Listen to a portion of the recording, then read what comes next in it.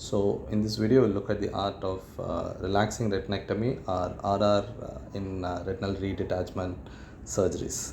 So here is a case of inferior retinal redetachment where you can see immature membranes and PVR changes in the intratemporal quadrant. I have put the PFCL to stretch the central retina so that the periphery is also stretched at the same time, and now you can see I'm giving linear circumferential relaxing cuts to the inferior retina.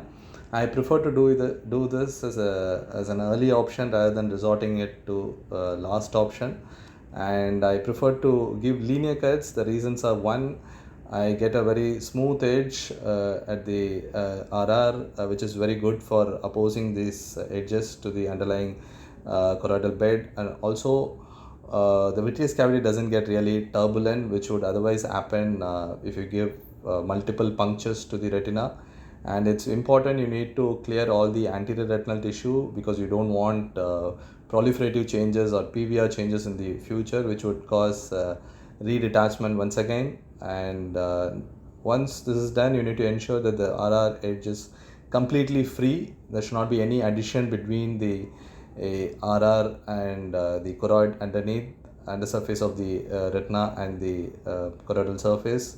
You need to check it very carefully, especially at the edges on either sides. Once this is done, you can do fluid air exchange. You can see the air bubble coming from the machine filling the vitreous cavity. At the same time, I'm aspirating the fluid completely. You should keep the vitrectomy cutter or fluid cannula just outside the PFCL meniscus. Once the retina is flattened and fluid is aspirated, do the laser to the edges, and now the PFCL bubble can also be aspirated.